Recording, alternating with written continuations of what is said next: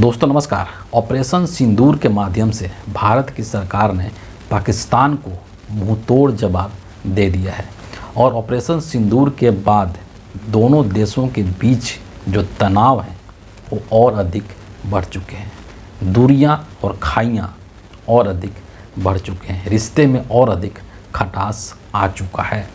ऐसे मौके पर ये जानना हम सबके लिए बेहद ज़रूरी है कि जब हिंदुस्तान पाकिस्तान के साथ आतंकवाद के विरुद्ध एक जंग लड़ रहा है, एक युद्ध लड़ रहा है, तो दुनिया के जो तमाम देश हैं, जो बाकी देश हैं, वो क्या सोच रहे हैं भारत के इस एक्शन को लेकर के है और वो किस साइड खड़े हैं। वो पाकिस्तान के साथ में है या फिर हिंदुस्तान के साथ में है, इसको समझना बेहद ज़रूरी है। और इस वीडियो के अंदर मैं कुछ जो देश हैं जिनके के स्टेटमेंट्स सामने आए हैं उनके बारे में मैं जिक्र करने वाला हूं, जिसको कि सुन करके आप ये सहज अनुमान लगा सकते हैं कि इस वक्त में कौन देश भारत के साथ खड़ा है और कौन देश पाकिस्तान के साथ खड़ा है। शुरुआत हम करेंगे अमेरिका से। दुनिया का सबसे शक्तिशाली राष्ट्र अमेरिका, और अमेरिका का जो रुख है इस चीज़ को लेकर के वो बहुत पहले ही स्पष्ट हो चुका था, जब ट्रंप साहब ने ये बोला था कि भारत और पाकिस्तान दोनों ही मेरे करीबी है। और जब हिंदुस्तान ने ये ऑपरेशन सिंदूर को लॉन्च कर दिया, उसके बाद जो अमेरिका के राष्ट्रपति हैं ट्रंप साहब, उनका जो स्टेटमेंट आया है एक लाइन का, वो मैं आपको बताऊंगा। उनका ये कहना है कि ये जो घटना हुआ है ये एक बेहद दुर्भाग्यपूर्ण है और तनाव जल्द ख़त्म हो, हम इस चीज़ की उम्मीद करते हैं। ट्रंप के इस बयान के बाद जो अमेरिका के विदेश मंत्री हैं मार्को रूबियो, उनका भी एक स्टेटमेंट सोशल मीडिया पर आया है, ट्विटर के ऊपर आया है, और उन्होंने कहा है कि मैं भारत और पाकिस्तान की स्थिति पर बेहद करीबी से नज़र रख रहा हूँ।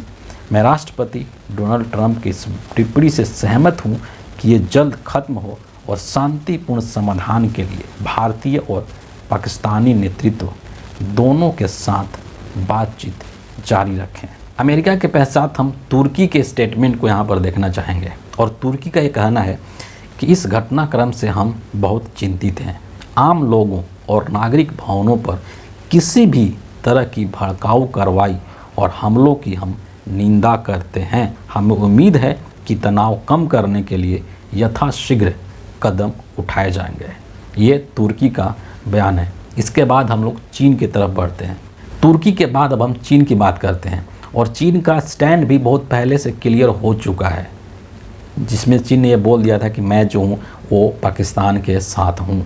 और ऑपरेशन सिंदूर के बाद भी जब चीन का स्टेटमेंट आया है तो ये कुछ उसी तरीके के लाइन पर है, और चीन ने भारत के इस हवाई हमले को अफसोसजनक कहा है।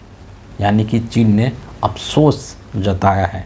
आगे क्या कहता है कि दोनों देशों से शांत रहने, संयम बरतने और ऐसी कार्रवाइयों से बचने की अपील हम करते हैं जो कि स्थिति को और अधिक जटिल बना सकती है। यानी कि एक तरीके से चीन इनडायरेक्टली ये कहना चाहता है कि भारत को और अधिक कार्रवाई नहीं करनी चाहिए। इसके बाद हम रूस की तरफ बढ़ते हैं, और रूस ने ये जो चीज़ हुआ है भारत पाकिस्तान के बीच में जो तनाव वाली स्थिति है, इससे बहुत अधिक चिंतित रूस खुद को मानता है कि मैं इस चीज़ से बहुत ही चिंतित हूँ। और उसने बयान में और भी बातें कही है, जिसमें कि वो कहता है कि रूस आतंकी कार्रवाइयों की कड़ी निंदा करता है और इस बुराई से प्रभावी तौर पर लड़ने के लिए पूरे अंतर्राष्ट्रीय समुदाय की कोशिशों को एकजुट किए जाने की ज़रूरत पर भी जोर देता है। आगे क्या कहना है रूस का कि उम्मीद की जाती है कि दिल्ली और इस्लामाबाद के बीच मौजूदा विवाद को शांतिपूर्ण तरीके से हल किया जा सकता है, और रूस द्विपक्षीय समाधान की वकालत करता है। यानी कि एक तरीके से रूस भी क्या चाहता है, रसिया भी क्या चाहता है कि दोनों देशों के बीच में समाधान निकल जाए शांतिपूर्ण तरीके से। और मैं आपको बता दूं कि जो रूस है वो भारत का बहुत करीबी रहा है। दशकों से रूस के साथ भारत के संबंध अच्छे रहे हैं, लेकिन इस बात से भी आप इनकार नहीं कर सकते हैं कि रूस का पाकिस्तान के साथ भी दोस्ताना रिश्ता है। आज के समय में सबको अपना इंटरेस्ट दिखाई देता है।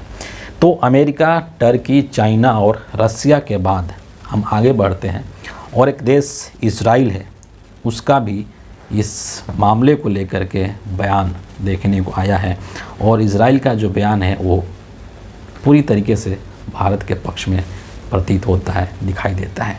इजराइल ने कहा क्या है, सुन लीजिए। इजराइल भारत के आत्मरक्षा के अधिकार का समर्थन करता है। बहुत ही सीधे और सपाट शब्दों में इजराइल ने भारत का समर्थन किया है और कहता है कि इजराइल भारत के आत्मरक्षा के अधिकार का समर्थन करता है। आगे सुनिए, आतंकवादियों को यह पता होना चाहिए कि निर्दोषों के खिलाफ उनके जघन्य अपराधों से बचने के लिए उनके पास छिपने की कोई जगह नहीं है। इजराइल ने जिस तरीके का स्टेटमेंट दिया है ऑपरेशन सिंदूर को लेकर के और जिस भाषा में स्टेटमेंट दिया है उसको सुनकर के आपको ये अंदाज़ा हो जाएगा कि इस मसले पर इजराइल पूरी तरीके से भारत के साथ खड़ा है। इसके अलावा आपको मैं कतर का स्टेटमेंट या फ्रांस का स्टेटमेंट है ना, इन सभी के स्टेटमेंट्स को जो मैं पढ़ रहा था इस मसले को लेकर के, तो सभी ने बहुत ही डिप्लोमेटिक तरीक़ा से ये बातें कही है कि ये जो समस्या है अभी हिंदुस्तान और पाकिस्तान के बीच में, और इसको बातचीत के माध्यम से इसको सॉल्व किया जाना चाहिए, राजनयिक तरीके से डिप्लोमेटिक स्तर पर जा कर के और इसको सॉल्व किया जाना चाहिए और शांति बहाल करने की कोशिश की जानी चाहिए। ये दुनिया के तमाम देशों का जो स्टेटमेंट है, जो मुख्य देश हैं जिनका स्टेटमेंट बाहर आया है, वो मैं यहाँ पर आपके साथ मैंने शेयर किया है। और इसमें आपको ये चीज़ पता चलेगा कि एक इजराइल को अगर आप छोड़ दें तो बाकी जितने भी राष्ट्र हैं उनका जो स्टेटमेंट है वो एकदम मतलब बोलते हैं ना कि बीच वाला स्टेटमेंट है। वो अपना स्टैंड क्लियर नहीं कर रहे हैं, ना तो पाकिस्तान के तरफ जा रहे हैं और ना ही भारत की तरफ आ रहे हैं। लेकिन फिर भी जैसे अमेरिका जैसे देश है या चाइना जैसे देश है, इनको देख करके, खास करके चाइना की अगर मैं बात करूं तो इनको देख करके ऐसा लगता है कि ये तो पूरी तरीके से पाकिस्तान के साथ में है ही। लेकिन अमेरिका, जिससे कि हिंदुस्तान को बहुत उम्मीदें थी, अमेरिका भी इसमें बहुत ही चालाकी से बच करके निकलते हुए दिखाई देता है। जबकि ये जो चीज़ें कही जा रही हैं समुदाय के द्वारा, विश्व समुदाय के द्वारा, कि बातचीत के माध्यम से इसका सॉल्यूशन निकालना चाहिए, है ना, संयम बरतने की जो नसीहत दी जा रही है भारत को, अगर यही आतंकवादी घटना इन देशों में हुई होती, अमेरिका में हुई होती, चीन में हुई होती, तो क्या तब भी इसी तरीके का उपदेश देते हुए नजर आते? या उस स्थिति में अगर कोई अन्य देश इनको इस तरीके का उपदेश देता तो क्या ये उन उपदेशों को मानते? आप सोचिए कि पाकिस्तान जैसा एक नकारा देश, जिसके के पास कुछ नहीं है, मतलब फालतू देश है, जिसको कि ना तो अपने देश में विकास से मतलब है ना किसी चीज़ से मतलब है, और वो लगातार हिंदुस्तान को परेशान करने की कोशिश करता है। ऑपरेशन सिंदूर हुआ, उसके बाद भी न्यूज़ चल रही है कि पुंछ में भी उन्होंने एक हमला किया है जहां पर कई सारे मासूम बच्चों को मारा गया है और लोगों को मारा गया है। तो जो व्यक्ति लगातार इस तरीके से आतंकवाद को पनाह दे रहा है, जो आतंकवादियों को पाल रहा है, पोस रहा है और इस तरीके का कृत्य कर रहा है जो कि बेहद अमानवीय है, तो आप कैसे उसके साथ शांति वार्ता कर सकते हैं? ये बड़ा सोचने पर मजबूर करता है, क्योंकि पाकिस्तान का जो नेचर है, जो वहाँ पर लोकतंत्र नहीं है, वहाँ डेमोक्रेसी नहीं है, सब कुछ सेना के हाथ में है ना। उनको चिंता नहीं है कि हमारे देश के नागरिकों का क्या होगा, उनको बिल्कुल भी फिक्र नहीं है और खुले तौर पर वो आतंकवाद को प्रश्रय देता है। जब ऑपरेशन सिंदूर के द्वारा आतंकवादियों को मारा गया और उसमें जो आतंकवादी घायल हुए, तो ये भी इस तरह के भी वीडियो क्लिप्स देखने को मिल रहे हैं कि पाकिस्तान के जो सेना के अधिकारी हैं वो उन आतंकवादियों से मिलने जा रहे हैं, उन आतंकवादियों के साथ उनकी सहानुभूति है। इसका मतलब क्या है कि सीधी सी बात है कि पाकिस्तान जो है, वहाँ की जो सेना है, वो उन आतंकवादियों के साथ खड़ी है। ऐसे देश के साथ जो कि आतंकवाद के साथ खड़ा है, तो उसके साथ आप किस तरीके से, किस ग्राउंड पर शांति वार्ता करेंगे? जो कि बातों से समझने को तैयार ही नहीं है। कहते हैं ना कि लातों के भूत बातों से नहीं मानते हैं। पाकिस्तान की भी स्थिति कुछ ऐसी ही है कि वो बातों से मानने वाला नहीं है, उसके लिए तो लात की ही ज़रूरत है। तो फिलहाल इस वीडियो के लिए इतना ही है, और देखते हैं कि भारत पाकिस्तान के बीच रिश्ते कब सामान्य होते हैं और जो स्थिति होती है वो कब नॉर्मल होती है। हम सब यही चाहते हैं। युद्ध जो है वो किसी भी चीज़ का समाधान नहीं है, लेकिन जब आपको मजबूर कर दिया जाता है तब अंततः जो आपको वो चीज़ करनी ही पड़ती है। और पाकिस्तान भी कहीं ना कहीं हिंदुस्तान को इस तरीके का एक्शन करने के लिए मजबूर कर दिया है। अगले वीडियो में आपसे फिर मुलाकात होगी, तब तक के लिए बहुत बहुत धन्यवाद।